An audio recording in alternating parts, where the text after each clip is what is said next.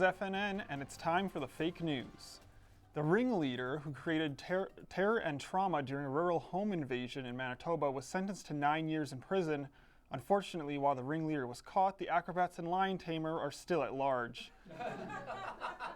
About the home invasion case, the Queen's Bench Justice said, the circumstances were both terrifying and egregious. You know, as opposed to those fun and heartwarming home invasions. Like when your buddy Steve needs a place to crash for a few days and you're like, all right, and then you grow closer as friends. Like brothers almost, except closer than your real brothers because you don't really get along. Manitoba hydro crews continue to work on restoring power to areas inside and around the city. The good news is some schools were closed, so kids got the day off. The bad news, with the power down, the children weren't allowed to scream the N-word into their headsets while playing Halo online. In related news, insulting complete strangers, arguing about every minor issue, and generally being a jackass on the internet has finally surpassed baseball as America's favorite pastime. We did it. You said it couldn't be done, but I sure showed you, Tomboy 69. Speaking of arguing on the internet, there's been a lot of discussion about the little buried transgender girl from Transcona, Isabella Burgess. Now, although her family is moving to BC, their complaint is still going ahead to the Manitoba Human Rights Commission. For those unfamiliar with the story, there was an issue about which bathroom Isabella could use at school. First she was using the girls' washroom, then a parent of her classmate complained, and well, as it turns out, when you're an 8-year-old girl boy confused about your identity, everyone else gets a little confused too. Personally, I support little Bella. I firmly believe boys should be allowed inside the girls' washroom. Unfortunately, that's just not the age we live in. Someday. But let's shift gears to something more lighthearted. The 102nd Grey Cup is this Sunday. Everyone is excited to some degree, probably, but none more so than my first guest, football superfans Stu and Bev Thompson. Hello. So, how did the two of you become such big football fans? Well, Trevin, football used to be my thing, and the wife and I went to one of those relationship therapists, and she suggested we turn it into our thing. And I couldn't be happier. I don't understand why it has to be a Grey Cup, though. Like, gray is so drab. What about pink? What about a pink cup? The cup isn't gray. It's named after Albert Gray, who was the Governor General of Canada from 1904 to... Never mind. So has football really brought you closer together? Absolutely, Trevor. Football is so fun, especially now that we've started listening to the game without sound. How do you watch the games without sound? Well, my commentary is way more interesting than those boring talky announcers. So we decided to start muting the games. Check this out. I lost my watch over there, but it's okay because that guy found it. He loves it. So Bev, was it hard? Like I said, I couldn't be happier.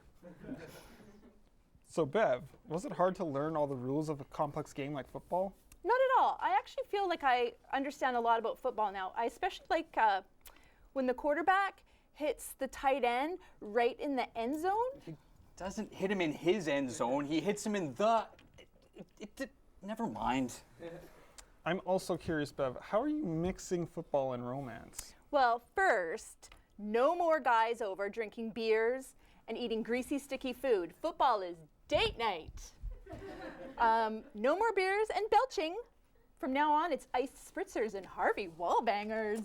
Yeah, sure don't miss those nachos I used to be able to eat. Now it's nothing but a summer salad with a light dusting of a balsamic vinaigrette. Never felt so alive. What's it called when they line up and it looks like they're gonna square dance and you think they're gonna square dance? And then the guy squats in and scooches in behind the other guy? Nobody it's not even a thing. They just line up out of the play. It's not a name for it or anything. And what's it called when they all come together in a circle like a big quarterback cuddle? They don't cuddle. It's a huddle. I don't know how many times I have to tell you this. So will the two of you be at the big game in Vancouver on Sunday? No, we won't, Trevin, because we're going to the ballet. Ballet. Well, the ballet used to be my thing, but now we're going to make it our thing. Help me. Stu and Bev Thompson, everybody.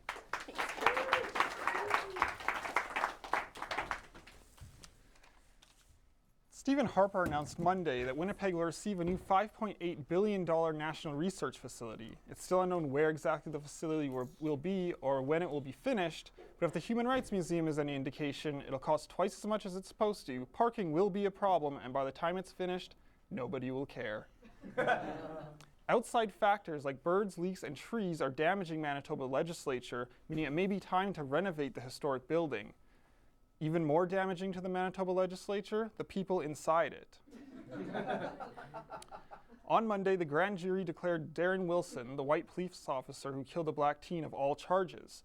Of course, this isn't the first time someone has gotten away with a crime in America. Kobe Bryant, 50 Cent, Bill Cosby, Michael Vick, Don King, Ray Rice, Snoop Dogg, O.J. Simpson, the U.S. Army.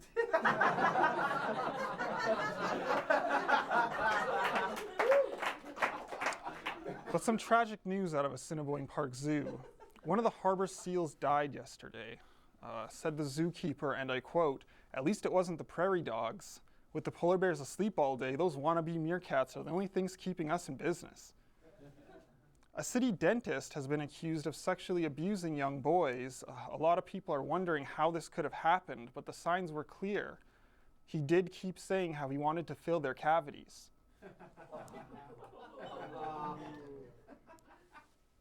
Speaking of horrible people, John Gomeshi has been formally charged with 4 counts of sexual assault today. Fake News Network has landed an exclusive interview with John Gomeshi's roommate and teddy bear, Big Ears Teddy. Hey, John, can I turn around? Is it safe? Oh, hey there, Trevin. Happy to be here. How's it going? Hey. BET, do you mind if I call you BET? Hell no. It's Mr. Teddy or Sir Big Ears, one of the two. Okay, well, thank you for joining us, Mr. Teddy. So I know this might be kind of hard for you to answer, but did you ever notice anything weird while living with Mr. Gomeshi? Weird things? Yeah. I saw lots of weird things. Lots of weird stuff going on. Really? Like, it would be great if you could confirm some of the allegations. What kinds of things did you notice? Oh, lots of stuff. Like, the first thing that really bugged me, though, was that he shaved his legs. It was really, really weird. Mr. Gomeshi shaved his legs. Was that some kind of weird BDSM ritual that he practiced? BDSM? No. Johnny Boy's just a swimmer. He said it was aerodynamic or something like that. I don't know anything about it, though. I'm just a big furball. Oh, so the leg shaving thing isn't really incriminating.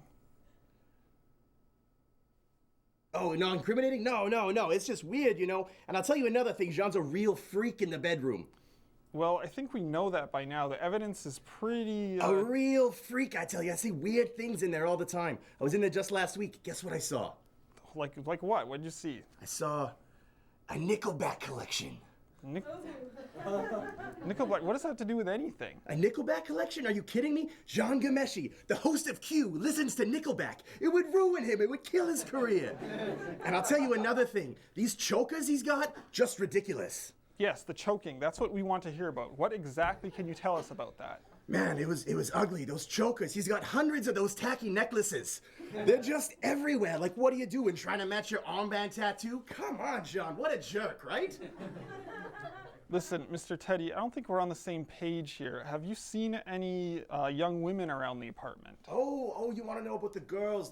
Yeah, Jean was bringing girls around all the time. And, well, you know, he'd come up to me, he'd introduce them, and I'd say, hey, girls, I'd like to stuff you. Mr. Teddy, what would Gian do to the girls? I don't know, you know, he would introduce me, and then he'd turn me around, and then I'd come to about an hour later. Yes, we've heard that Mr. Gomeshi wouldn't let you see what he did to them, but I'm wondering, did you ever hear anything? Hear anything? Like no, like what? What are you talking about? You didn't hear anything at all? Your name is Big Ears. I think you would have heard something. Hey, you know what? I might not have big ears, but I'm pretty sure that you've been lying about something the size is too, okay, big guy? Listen, that's besides the point. I want to hear about the real monster here, John Gomeshi. How is it possible you never saw him hit or abuse any of the women he brought over? Sexual abuse? I don't know anything about that. I know Jean Gameshi shaves his legs, I know he listens to Nickelback, and I know he dresses like an asshole, but I never heard anything about no sexual allegations. Have you watched the news lately or checked Twitter? You ever tried to tweet without opposable thumbs? It's not easy, guy. All right, this clear isn't going anywhere. Mr. Teddy, everybody. Well, that's all the time we have today for FNN. We'll see you next time on the Fake News.